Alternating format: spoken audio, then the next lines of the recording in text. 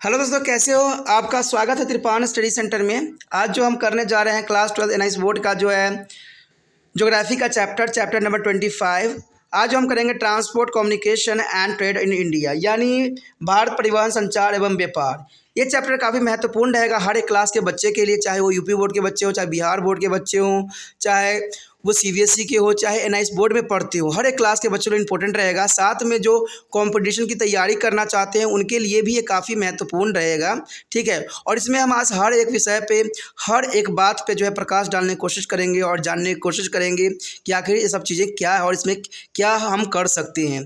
तो इन सभी बातों पर जो है विस्तारपूर्वक चर्चा करेंगे। लेकिन चर्चा करने से पहले एक बात जो मैं हमेशा कहता हूँ, जिसको आपको सोचना भी चाहिए, विचार भी करना चाहिए और अमल भी करना चाहिए, वो ये है कि जब भी वीडियो देखिए पूरा देखिए, क्योंकि अधूरा जानकारी सदैव खतरनाक होता है। साथ में एक इंपॉर्टेंट बात ये भी रहता है, अगर आप पहली बार वीडियो देख रहे हो तो लाइक शेयर सब्सक्राइब करना मत भूलना, क्योंकि दोस्तों लाइक कीजिएगा तो बनाने वाले का मनोबल बढ़ता है, सब्सक्राइब कीजिएगा तो इससे ये होता है कि जब भी मैं कोई वीडियो डालूंगा उसका नोटिफिकेशन आपको समय रहते मिल जाएगा। और देखिए शेयर का मतलब ये होता है कि आपके थ्रू ना जाने किन बच्चों को हेल्प मिल जाए, ये आप भी नहीं जानोगे, इसलिए जो है आप शेयर जरूर करो, ठीक है। व्हाट्सएप स्टेटस पे भी लगाओ। दोस्तों एनआईएस सेंटर जो है कई मानने में बहुत से बच्चों के लिए हेल्पफुल है, चाहे वो 8th क्लास हो, 9th 10th 11th 12th हो, चाहे वो एनआईएस बोर्ड के बच्चे हों, ठीक है, चाहे बीए एमए के बच्चे हो, सभी क्लासों के लिए कुछ ना कुछ जो है त्रिपान एनआईएस सेंटर में उपलब्ध है। तो इसलिए आपके लिए ज़रूरी है कि आप सब्सक्राइब करके इसको चैनल को जो है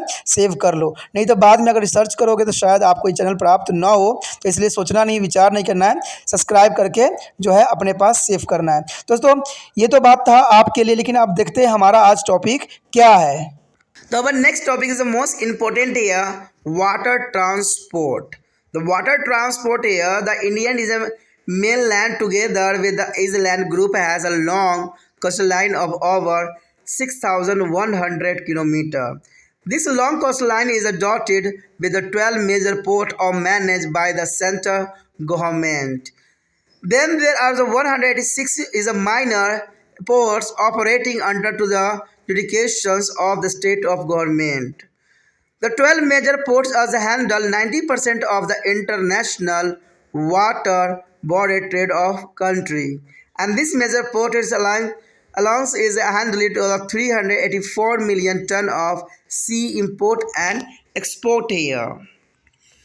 The major port along the western of Arabian Sea coast is the Kandala, Mumbai's Jawaharlal Nehru Port and the Nehava Seva on the opposite side of Mumbai Harbour.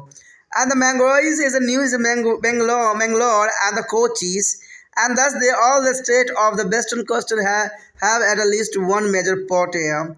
The remaining 5 ports are Tirukoyins, is Inoris, and the Chennai, Visakhapatnam, Pradeep and Pradeep, and the joint port of Kolkata, Haldaya, and thus all the coastal states on the Bay of Bengal have at least one port each. The Jawaharlal Nehru port of the Navi Mumbai is the most modern port here.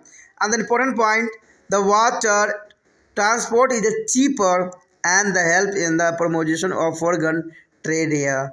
There is important here that water transport is cheaper and help in the promotion of the foreign trade here. And 12 major ports on the coastal lines handle 90% of Indian sea import and export here. The next India inland waterway. Inland is a waterway is important here. The position of the inland waterway is India is very poor. You know that the position of the inland waterway in India is very poor. The total length of navigable waterway is only 14,500 kilometers, which can be used by the is mechanized a boat and steamer. We are actually utilizing only about 2,700 kilometer long waterways here. And some important inland waterway are the first here, Ganga River between to Allahabad and Haldai is covering a distance about 1,620 kilometer. The big steamer and craft can be pay up to the Patna, and this waterway declared as a number one waterway of the number one. That is important here. The waterway is declared as a national waterway number one. The next year, Brahmaputra River is a navigable up to Dibrugarh, a distance of 1,384 kilometer, and out of which only 891 kilometer here. Only here 891 kilometer lies in India. The rest began to Bangladesh here.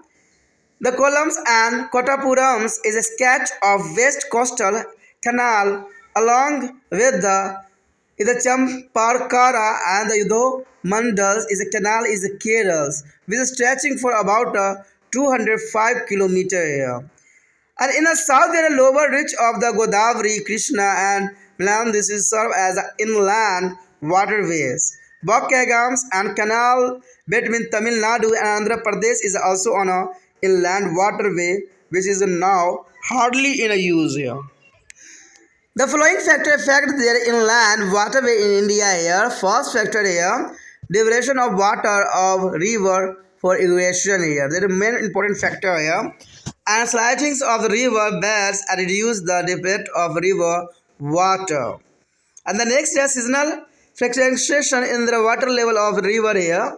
The important and present of bridges, waterfall and cataract in the course of river. And the next year annual unequal competitions with the railway and the road away here. India as is land waterway have not be developed as they cannot be complete with the railway and the road here. That is the most important point. Also important here map show in your screen here next. Here showing this map the port and waterways here. You know that waterways is only is here Andaman, Lakshadweep and Andaman Nicobar Deep Samu. That is the most important here. Main here water is here, a port here, a Mumbai. Mumbai and secondly is a Haldai is a Kolkata.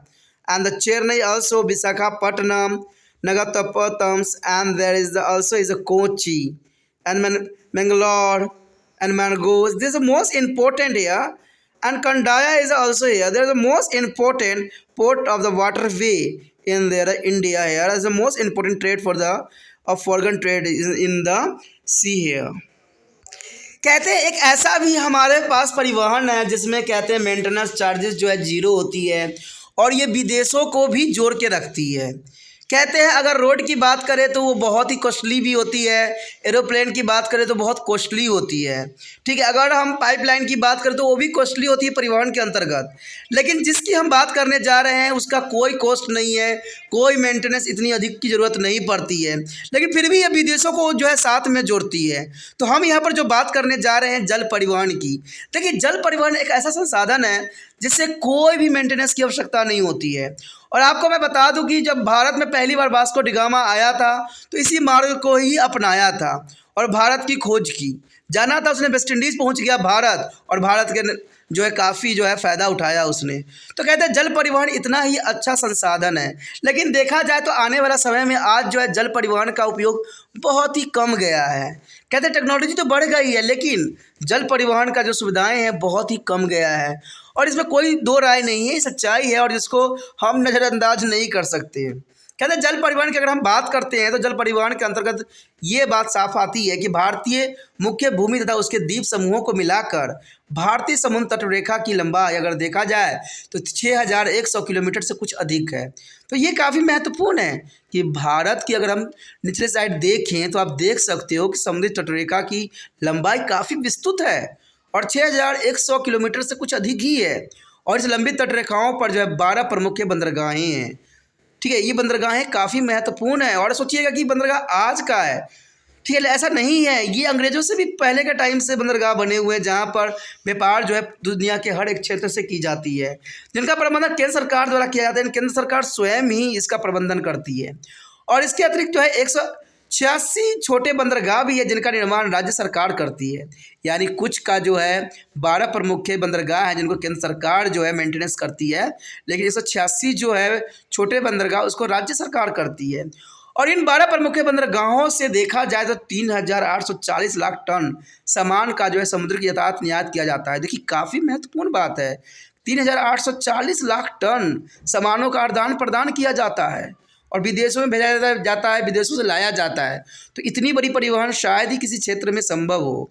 और ये 12 प्रमुख बंदरगाह देश के जो है अंतर्राष्ट्रीय जल जनित व्यापार का जो है 90% व्यापार संभालते हैं। देखिए कितना महत्वपूर्ण है कि ये 12 प्रमुख बंदरगाह जो है देश के अंतर्राष्ट्रीय जल जनित व्यापार का 90% का व्यापार जो है संभालती है, जो कि काफ़ी महत्वपूर्ण है। पश्चिमी समुद्र तट पर जो है प्रमुख बंदरगाह कंदाला, मुंबई, जवाहरलाल नेहरू पतन, कहते हैं नशा वेशवा, मुंबई, पोताश्रय के ठीक विपरीत स्थित है। मरमागोवा, न्यू मंगलोर और जो है कोची ये प्रमुख है। और इस प्रकार ये स्पष्ट है कि पश्चिमी समुद्र तट वाले प्रत्येक राज्य के जो है अंतर्गत कम से कम एक बंदरगाह जरूर है। और अन्य 5 बंदरगाह जो है पूर्वी तट पर स्थित है, जो क्रमशः तूतुकुड़ी, चेन्नई, विशाखापट्टनम, पारादीप, हल्दिया, कोलकाता, जो काफ़ी महत्वपूर्ण है। पूर्वी तटवर्ती राज्यों में भी कम से कम एक बंदरगाह प्रत्येक राज्य में जरूर है। और इन सभी के 12 प्रमुख बंदरगाहों के जो है नवी मुंबई स्थित जवाहरलाल नेहरू बंदरगाह से सबसे आधुनिक एवं सजा संपन्न है। यानी देखा जाए तो सबसे संपन्न जो है मुंबई में स्थित जवाहरलाल नेहरू बंदरगाह सबसे अधिक विस्तृत और जो है काफ़ी महत्वपूर्ण है। कहते हैं अगर हम एक इम्पोर्टेंट बात की तरफ अगर चर्चा करें तो कहते हैं जल परिवहन एक सस्ता साधन है जो विदेशी व्यापार के विकास में काफ़ी महत्वपूर्ण योगदान देती है। कहते हैं भारत के लिए अगर रास्ता खुला है तो जल परिवहन के द्वारा ही खुला है और विश्व के हर क्षेत्र से जो है जल परिवहन के अंतर्गत बहुत अधिक मात्रा में जो है व्यापार होता है। भारत के अगर समुद्री तटों से होने वाली अंतर्राष्ट्रीय व्यापार में आयात निर्यात को है जो 90% भाग इन्हीं 12 प्रमुख प्रतनों से जो है संपन्न किए जाते हैं, जो कि काफ़ी महत्वपूर्ण है। और महत्वपूर्ण तो और भी तब बन जाता है जब हम मैप का स्टडी करते हैं। चलिए देखते हैं मैप में, देखते हैं कि ये बंदरगाह किस प्रकार दिखते हैं और इनका क्या है जो है कंडीशन है, क्या इनका पोजीशन है। आप यहाँ मैप में भी देख सकते हो कि भारत पतन और जलमार्ग जो है कितना महत्वपूर्णता को दर्शा रहा है। कहते हैं भारत के उत्तरी क्षेत्रों में देखें तो यहाँ कहीं भी बंदरगाह नज़र नहीं आता, क्योंकि इधर जो है समुद्र का कोई भी नामो निशान नहीं है। लेकिन अगर हम मुंबई से स्टार्ट करें कोलकाता तक पहुँचे, कहाँ से होते हुए, कन्याकुमारी से होते हुए हम कोलकाता तक पहुँचे, तो इस क्षेत्र में जो है पूरे ही समुद्र एरियाओं से ही घिरा हुआ है, चाहे वो लक्षद्वीप हो, अंडमान निकोबार द्वीप समूह हो। तो सबसे बड़ा जो अगर तंत्र देखिएगा तो हल्दिया कलकत्ता का जो है बहुत महत्वपूर्ण है, और दूसरा महत्वपूर्ण जो है चेन्नई का, और तीसरा जो है मुंबई का। तो ये काफ़ी महत्वपूर्ण है। देखिए ये देखिए वहाँ पर लिखा भी है कि पोरबंदर से आती है कांची को कटावला। देखिए पश्चिम एशिया से किया जाता है, अफ्रीका से भी की जाती है मुंबई के क्षेत्रों में व्यापार, और जो है सेलेस्लस को भी जाता है। वही अगर देखिए कोची भी है, मैंगलोर भी है, हमारा मगाओ भी है, जो काफ़ी महत्वपूर्ण है। नगापट्टनम से भी दिख रहा होगा आपको जो है यहाँ पर पतन और जलमार्ग के रूप में। चेन्नई तो है ही है, विशाखापट्टनम भी है, और देखिए यहाँ चेन्नई से जो है मलेशिया से आती है। ठीक है, अगर हम बात करें जो कलकत्ता से आती है वो थाईलैंड को से जाती है और जाती है। इसी तरह जो है ये पतन और जलमार्ग काफ़ी महत्वपूर्ण बना देता है व्यापार के लिए, और कहते हैं ये व्यापार में अपना बहुत ही महत्वपूर्ण स्थान डालता है और ज़रूरी भी है। कहते हैं पुरातन समय से हम इन्हीं चीज़ों का जो है प्रयोग करते आ रहे हैं, और इसका बहुत ही फ़ायदा वाला जो है व्यापार होती है इसमें। यदि बात करें अनंत स्थलीय जलमार्ग की, तो ये आपको मैं साफ कर दूं कि भारत में अंतःस्थलीय जलमार्गों की स्थिति जो है संतोषजनक नहीं है। यानी अंतःस्थलीय जलमार्ग की जो है संतोषजनक स्थिति नहीं है। भारतीय अनंत स्थलीय जलमार्ग यद्यपि हम बात करें तो कहते हैं 14,500 किलोमीटर है, परंतु केवल 2,700 किलोमीटर लंबाई के जलमार्ग में ही मशीनीकृत नौकाएं एवं स्टीम चलाए जाते हैं। तो आप समझ सकते हो जहाँ 14,500 किलोमीटर है वहीं पर सिर्फ 2,700 किलोमीटर लंबा ही जो है मशीनीकृत नौकाएं का जो स्टीमर चलाए जाते हैं, जो कि काफ़ी महत्वपूर्ण है। भारत में कुछ अनंत स्थलीय जलमार्गों की विशेषताएं कुछ दिखी गई है जो कि काफ़ी महत्वपूर्ण है। कहते हैं अगर हम पहली विशेषता की बात करें तो कहते हैं इलाहाबाद से हल्दिया के बीच गंगा नदी में जलमार्ग करीब 1,620 किलोमीटर की लंबाई से उपलब्ध है। तो ये काफ़ी महत्वपूर्ण है कि इलाहाबाद से हल्दिया के बीच जो है गंगा नदी में जलमार्ग जो है करीबन 1,620 किलोमीटर की लंबाई में उपलब्ध है। इसमें हल्दिया के जो है पटना तक बड़े जलयान स्टीमर चलाए जा सकते हैं, और इस जलमार्ग की जो है राष्ट्रीय जलमार्ग संख्या 1 घोषित किया गया है, जो काफ़ी महत्वपूर्णता को दर्शा रहा है। अगली पॉइंट की हम बात करें तो कहते हैं ब्रह्मपुत्र। कहते हैं दूसरा पॉइंट कहता है ब्रह्मपुत्र नदी में भी जो है नौवहन योग्य जलमार्ग जो है 1,300 84 किलोमीटर लंबाई में जो है डिब्रूगढ़ तक उपलब्ध है, जो कि काफ़ी महत्वपूर्ण है। देखिए ब्रह्मपुत्र नदी से जो है डिब्रूगढ़ तक की लंबाई काफ़ी महत्व रखता है और इस लंबाई का केवल 8,891 किलोमीटर भारत के क्षेत्र में आता है। देखिए काफ़ी महत्वपूर्ण बात है कि इस लंबाई का केवल 891 किलोमीटर भारत के क्षेत्र में आता है, बाकी बांग्लादेश के अंतर्गत जाता है। तो ये काफ़ी महत्वपूर्ण बात रखता है। कोलम्बस एवं जो है कोटापुरम होती हुई पश्चिमी तटीय नहर तथा चंपाकार और जो है उद्योग मंडल नहर, जो कि केरल की लंबाई जो है 205 किलोमीटर तक है, जिसमें जल मार्ग उपलब्ध रहता है। तो ये काफ़ी महत्वपूर्ण है। बात अगर अगले पॉइंट की करें तो कहते हैं दक्षिण भारत में कृष्णा, गोदावरी और महानदी के निचले प्रवाह क्षेत्रों में भी अंतस्थलीय जलमार्ग बनाए जा सकते हैं। आंध्र प्रदेश और तमिलनाडु के बीच मौजूद जो है बकिंगम नहर, जो पहले जलमार्ग के रूप में प्रयुक्त थी, अब जो है अप्रयुक्त स्थिति में है। देखिए पहले जो ये मार्ग हुआ करता था, उपयोग की जा रही थी, लेकिन आज जो है उस मार्ग को ही बंद कर दिया गया, आज उपयोग नहीं किया जा रहा है। तो ये बहुत बड़ी विडंबना है हमारे देश के लिए कि बहुत से मार्गों का हम उपयोग बखूबी कर सकते हैं। और जल मार्ग तो आपको पता है बहुत ही सस्ता और बहुत ही सुलभ होती है, लेकिन फिर भी जो है हम जल मार्गों का उपयोग आज नहीं कर रहे हैं और आजकल जो है हम पेट्रोल डीजल पर ही आश्रित हो गए हैं। भारत में अंतरस्थलीय जलमार्ग परिवहन को प्रभावित करने वाले कुछ कारक होते हैं, तो उसके विषय में जानना हमारे लिए बहुत काफ़ी महत्वपूर्ण होगा कि आखिर इसका प्रयोग अधिक क्यों नहीं किया जा रहा है। तो कुछ कारक हैं जो प्रभावित तो करेंगे ही करेंगे। तो पहला तो यही कारक आता है कि नदियों के जल का अधिकांश भाग जो सिंचाई के लिए प्रयुक्त किया जाना, यानी नदियों के जल का अधिकांश भाग जो सिंचाई के लिए उपयोग किया जाता है, इसलिए परिवहन में इसका उपयोग नहीं किया जा सकता। नदियों के जल में निरंतर जो है अवसाद जमा होते रहने से जल की गहराई कम होना, तो ये भी काफ़ी महत्वपूर्ण बात आ जाती है कि नदियों में अक्सर आप देखते हो कि बाढ़ के जो है लहरें चलती रहती है और अपने साथ लाए बहुत से अवसाद जो होते हैं नदियों में जम जाती है, जिसकी वजह से जो नदियों की गहराई होती है वो धीरे धीरे कम जाती है और इसमें कोई भी जो है जल मार्ग का उपयोग करना खतरे से खाली नहीं रहता है। नदी जल के स्तर में मौसम के अनुसार उतार चढ़ाव होना, ये भी एक बहुत बड़ी समस्या बन जाती है, क्योंकि जैसा मौसम होता है वैसा ही नदियों में उफान देखने को मिल ही जाता है। नदी मार्ग में पुली, छोटे एवं बहुत जलप्रात की मौजूदगी रहती है, जो कि काफ़ी महत्वपूर्ण है कि नदी मार्ग में पुलों और छोटे बड़े जलप्रात की मौजूदगी होती है, जिसकी वजह से जो है बड़े बड़े नौकाओं को चलाना संभव नहीं रह जाती है। उसके पश्चात आता है रेल परिवहन। सड़क परिवहन के दिनों दिन बढ़ती सुविधाओं ने असामान्य प्रतिस्पर्धा स्थापित कर दी है। तो जनरल सी बात है, कहते हैं अगर दूसरा रेल परिवहन हो, सड़क परिवहन हो, तो लोग है जल परिवहन का उपयोग नहीं करते। पहले समय में जब नहीं था ये सब चीज़ें, तो जल परिवहन का जो है बखूबी प्रयोग किया जाता था, जो कि सही भी था और प्रदूषण रहित भी था। इसलिए भारत का अंतरस्थलीय जलमार्गों का उचित विकास नहीं हो पा रहा है, क्योंकि इन मार्गों ने से जो परिवहन व्यापार यातायात रेल और सड़क परिवहन के सामने प्रतिस्पर्धा में सक्षम नहीं है। तो ये काफ़ी महत्वपूर्ण बात है कि आज जो है हम जल मार्ग का उपयोग नहीं कर रहे हैं, जो कि बहुत बड़ी विडंबना है कि जल मार्ग जो है बहुत सुलभ है और प्रदूषण रहित है। तो हमें जल मार्गों का ही उपयोग करना सुनिश्चित करना चाहिए और आने वाला समय में देखना कि जल मार्गों का ही उपयोग किया जाएगा, इसमें कोई दो राय नहीं है। दोस्तों इसी के साथ हमारा ये टॉपिक भी ख़त्म हो जाता है, जो कि काफ़ी महत्वपूर्ण था। आगे का टॉपिक और भी महत्वपूर्ण है, तो आप इसी तरह त्रिपाण स्टडी सेंटर के साथ बने रहें। साथ में अगर पहली बार वीडियो देख रहे हैं तो चैनल जरूर सब्सक्राइब कर लीजिए। अगर आप त्रिपाण स्टडी सेंटर को हेल्प करना चाहते हो तो जो है जितना हो सके इस वीडियो को शेयर करना है, ठीक है। अगर शेयर करना है और साथ में जो सब्सक्राइब भी करना है। अगर सब्सक्राइब नहीं कीजिएगा तो शायद अगले वीडियो का नोटिफिकेशन भी आपको प्राप्त न हो। और साथ में अगर कभी कोई अगर टॉपिक देखना चाहिएगा, अगर त्रिपाण स्टडी सेंटर को ढूंढना चाहिएगा, तो शायद आपको यूट्यूब पे कहीं ना मिले। और सब्सक्राइब करने का बहुत ही फ़ायदा होता है, क्योंकि सब्सक्राइब करने से आपको होम पेज मिल जाता है जहाँ पर सारे वीडियो उपलब्ध होते हैं। साथ में अगर आप कोई क्लास के अंतर्गत देखना चाहते हो, सिलेबस के अंतर्गत देखना चाहते हो या टॉपिक के अंतर्गत देखना चाहते हो, तो इसका भी प्रावधान जो है आपको प्लेलिस्ट में मिल जाता है, जहाँ पर 8th क्लास से लेके जो है MA तक के बच्चों के लिए बहुत सारी वीडियो उपलब्ध है।